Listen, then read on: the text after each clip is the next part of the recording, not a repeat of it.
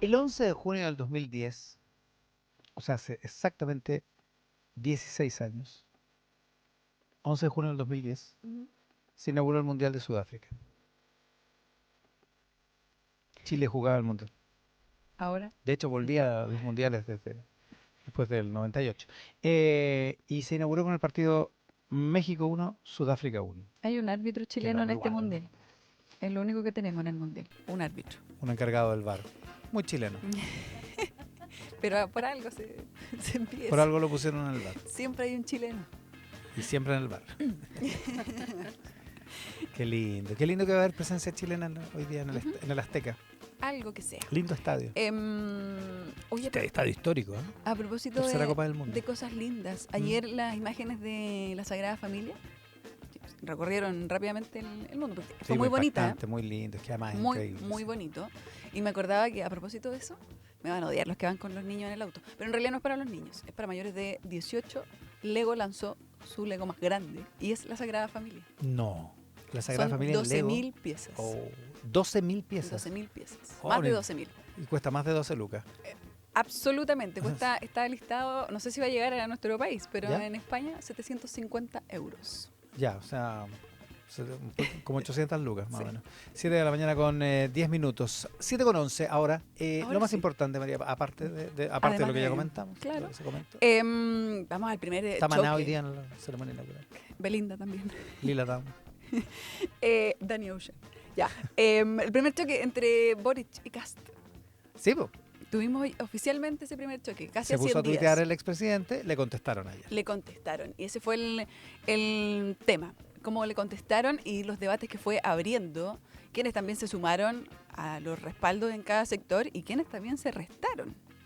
A ver. No quisieron entrar ahí quizás en ese debate, porque bueno, el presidente utilizó sus redes sociales para, el expresidente, para hablar sobre los cobros del CAE. Lo comparó además, o sea, hizo como esta comparación respecto también de la votación del secreto bancario. Y muchos dicen, esto fue como, no pudo seguir guardando silencio, que había tratado de silenciar todo el debate político, así se había comprometido también, pero entendiendo que llegó también al gobierno como un dirigente estudiantil, tuvo que decir algo. Ayer, por ejemplo, los noticieros citaban también todos los momentos en que habló de la condonación del CAE, ¿no? Hasta en una cuenta pública. Lo mencionó como parte de sus compromisos, fue parte Sí. de la campaña de manera O sea, constante. era de los temas de educación, era la primera promesa. De hecho, ayer había Cuando hablaremos del CAE. muchos compilados de cuántas veces lo No, mencionó. el presidente y- además el expresidente sigue insistiendo en que se trata de un crédito injusto, que se trata de una cuestión que casi moralmente no hay que pagar, que es la postura como tradicional de ese sector, digamos. Bueno, y de hecho ayer estaban acá los Álvarez, Rodrigo Álvarez y Alan Álvarez, en donde hicieron el punto también sobre la primera frase del comunicado o de la reflexión que hacía el expresidente, que es como había consenso técnico. Rodrigo Álvarez decía, eso nunca existió. Y Alan Álvarez, socialista, dijo, la verdad es que no había consenso tampoco respecto de la condonación. No, de la condonación para nada. Entonces... No, de hecho, el gobierno anterior se dio cuenta que era incapaz de financiar una condonación universal como la que se había prometido, digamos. Entonces había ahí ese debate o las palabras también, sobre las palabras que utilizó, hablar de consensos técnicos, no, Sí, para en la muchos no práctica, parecía. el gobierno del presidente, cuando era presidente todavía Gabriel Boric, insistió en que había un consenso técnico respecto del proyecto del FES, del financiamiento de la educación superior, pero es cierto también que había algunos economistas, a lo mejor eran minoritarios y eran de un sector de la derecha que efectivamente ponían en duda las cifras que se habían alcanzado, y de hecho todavía hay muchos reparos respecto a eso. Bueno, ese proyecto está técnicamente muerto, es como Claro. como la tregua entre Estados Unidos e Irán. Quedó técnicamente ahí muerto. ese proyecto. Bueno, pero ayer aparecieron también voces cercanas al expresidente para defenderlo también en ese debate que ya se había comenzado a generar. Y por ejemplo apareció su ex jefe de gabinete, Carlos Durán, que decía, ayer se consolidó una C contra un exministro del presidente Boric, llevamos semanas y meses con un gobierno y oficialismo que cada 3 palabras menciona al gobierno del presidente Boric. Nos enfrentamos a una coyuntura donde paradójicamente el oficialismo vota en contra del secreto bancario al mismo tiempo que con la otra mano interviene las cuentas corrientes. Esa fue la declaración. Desde el Congreso también algunos parlamentarios reaccionaron rápidamente, de hecho bien cercano al momento en que el presidente tuitea, pidieron también sesiones para analizar los cobros del CAE, aunque dicen que no estuvo coordinado con el ex presidente. Pero en medio de todo eso vino la respuesta desde La Moneda, en medio de también actividades. Los colegas ahí detuvieron al ministro del Interior y le preguntan por esto. Y aunque inicialmente dijo, yo no quiero referirme ni valorar acá las declaraciones del expresidente. No me hagan hablar de esto. Dijo, él hizo un llamado permanente durante su gobierno a que iba a condonar el CAE. Si no lo cumplió, no es problema de este gobierno. La frase. Y luego dijo, obviamente, cuando a cientos y a miles de personas se les dice que una deuda se va a condonar, el sentido común dice, deje de pagar. En consecuencia, hoy día gran parte del problema también está motivada por esa promesa. O sea, y apareció también el exministro de Educación, Nicolás Cataldo, que dio una entrevista en 24 horas. Perdona, solo un dato. Cuando empezó el gobierno de Boric había 160.000 morosos más o menos. Y al final del gobierno de Boric había 430.000, así en números redondos. Mira, vamos a ir a esa cifra, porque el ministro dice, me parece que hay un papel sobre eso, la responsabilidad de decir si acá se dijo que se iba a condonar, aumentaron o no esas cifras de morosidad, y reconoció Nicolás Cataldo, dice, me parece que hay un papel, es innegable, pero insisten en que no es el único factor.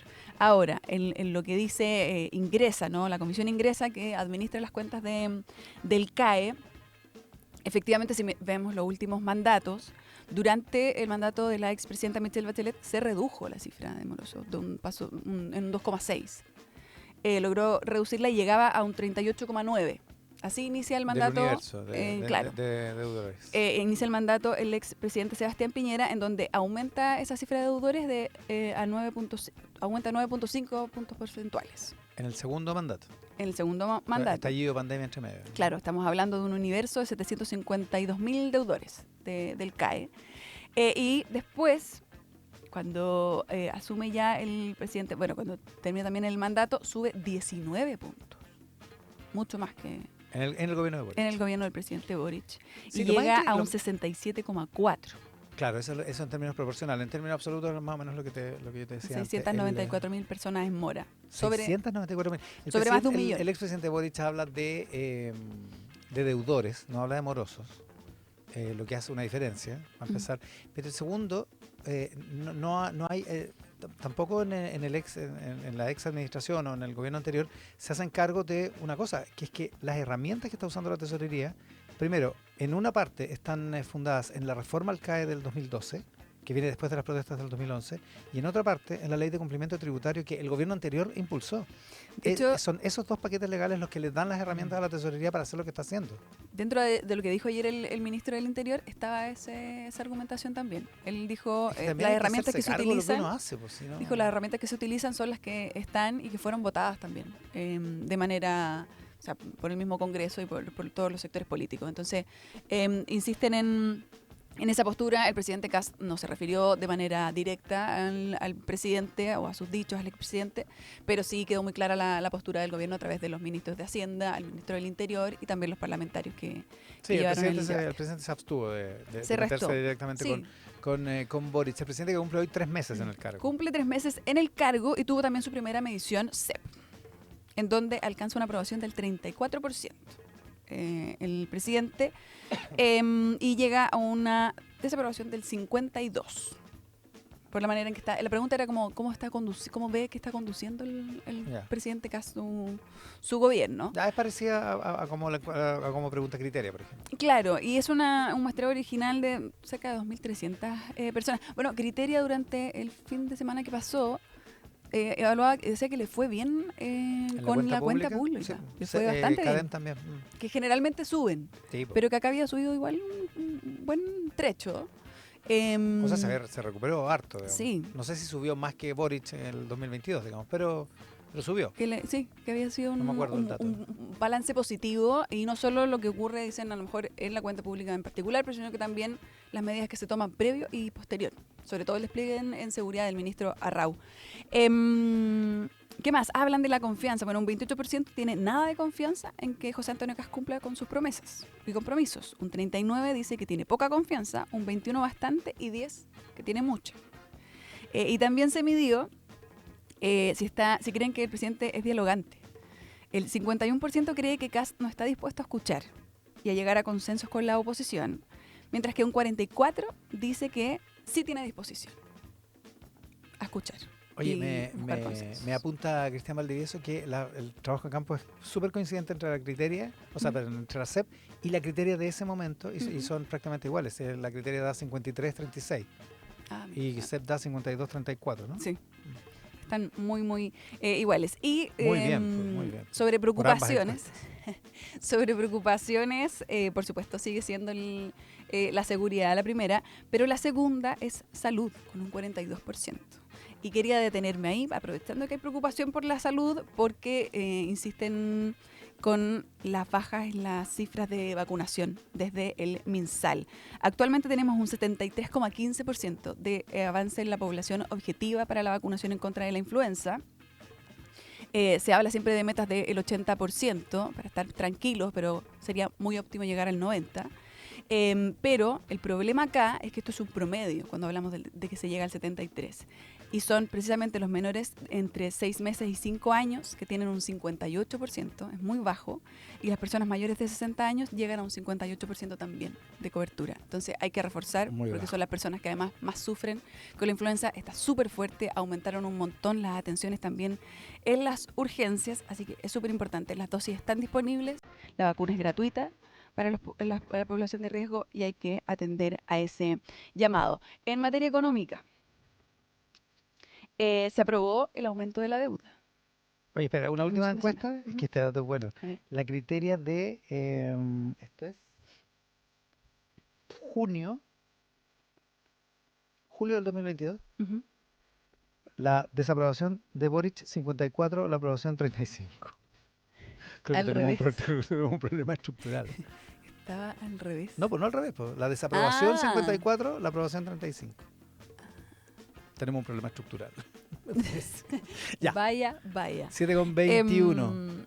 Eso era 2022. 2022, sí. Julio del 2022. Ya, vamos a la Comisión de Hacienda, porque ayer se aprobó entonces el aumentar el endeudamiento público en 6.200 millones de dólares. La Cámara de Diputados estuvo discutiendo ayer durante la tarde, aprobó en general y en particular. Recordemos que el ministro de Hacienda había dicho que esto era necesario por esto que se proyectó ahí también la profundización del déficit fiscal. De hecho, desglosó por qué eran necesarios estos 6.200, 3.800 para el aumento de las necesidades, 900 millones de dólares por el efecto de cambio. Es el aumento del límite de deuda para este año. Digamos. Claro. Es aumentar lo que está aprobado en la ley de presupuesto del año pasado. Entonces pasa de 18.000 millones que habían aprobado. El gobierno anterior planificó utilizar 17.400, pero aprobando este aumento queda en 24.200 millones de dólares, el máximo de la deuda pública. Agustín Romero, que es el presidente de la Comisión de Hacienda de la Cámara, dijo que era doloroso aprobar algo así.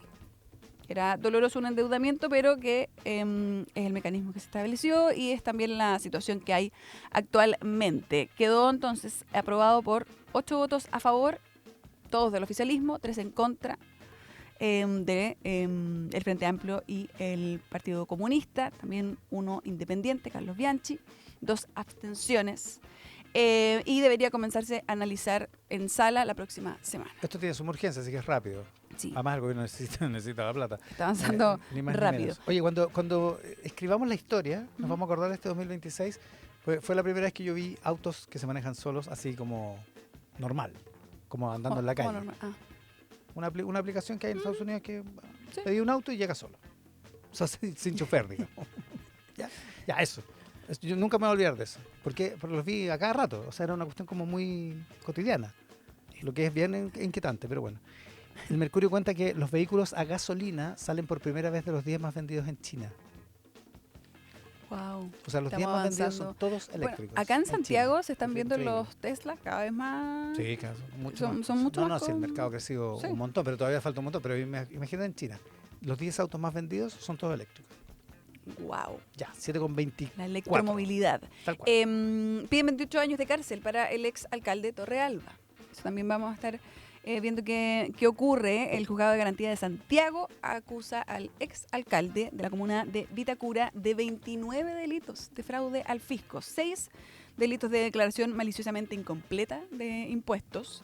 Y también hablan de uno de obtención indebida de devolución de impuestos. Dicen que acá había una red de corrupción en el municipio para beneficio personal. Detallan también, porque muchas veces cuando se habla de estos montos de municipios de mal manejo, dicen, no es que se queden con el dinero, ¿no? Que hay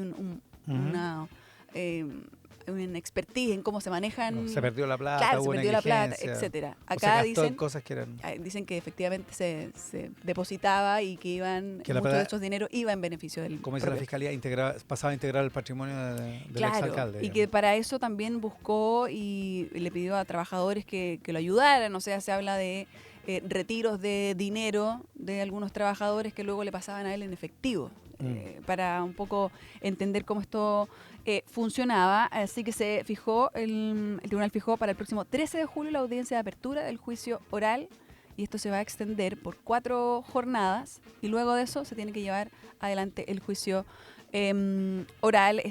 Han ido preparándose también desde el Ministerio Público, han dado otras salidas como alternativas a quienes están como alrededor en esta trama de corrupción del alcalde.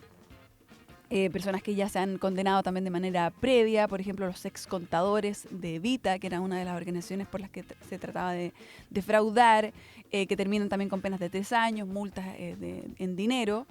El ex director de desarrollo comunitario de Vitacura, por ejemplo, Renato Sepúlveda, fue condenado a 5 años en libertad vigilada. La última salida que se logró fue en diciembre del año pasado, y que fue la ex directora de la Dideco, Antonia Larraín, que se condenó a 5 años de presidio y al pago de una multa de 48 millones de Claro, pesos. o sea, el juicio ha ido avanzando con las otras partes y esta es la parte fundamental, que es la del exalcalde Torrealba. Claro, porque acá también dicen es él quien estaba a la cabeza de este mecanismo y quien se beneficiaba en mayor parte. 7,26. Debe ser la mañana más fría del año, estoy suponiendo, pero no recuerdo una mañana tan fría. Se activó el código azul y la ministra de Desarrollo Social viene al programa en el siguiente bloque, María Jesús Gulf. Sí. Lo último, hoy día el ministro Quirós se va a reunir con alcaldes para revisar propuestas sobre cómo se puede solucionar el que se exima del pago de contribuciones a los mayores de 65 años y cómo eso impacta en cada uno de los municipios. Van a llegar con propuestas. Están también analizando en ambos sectores. Esto ha sido transversal también, la molestia o la preocupación que han tenido los alcaldes. Se describía también, por ejemplo, las ideas que tenía el alcalde Belolio de cómo, dicen, claro, no es suficiente con la compensación o el dinero que se va a llegar al fondo común municipal. Hay otras maneras y están viendo los mecanismos, así que va a estar interesante lo que salga desde esa reunión. Y ojo también con lo que ocurra hoy día en la inauguración del Mundial en México, porque hay harta protesta. Ayer Angélica y Ramón hablaron con José María del Pino, que está en México, y decía que acá va a ser extraño, sí, porque hay una huelga de básicamente todos los gremios quieren protestar y como que no se ve que está todo terminado para el inicio de una fiesta tan grande como un Mundial. Increíble lo que va a pasar a partir de hoy. Oye, a propósito, anoche estrenamos Camarín, una conversación muy, muy entretenida, totalmente recomendable. No sé si la van a colgar en tele13radio.cl, pero muy entretenida. Va todos los miércoles en la noche entre Marcelo Comparini y Nacho Valenzuela sobre el Mundial. Era muy entretenido el programa de anoche. Camarín se llama aquí en Tele13 Radio. María Paz Ortiz vuelve a las 11 para Mesa Central Digital en el streaming. Gracias, María Paz. Ahí nos vemos. Adiós.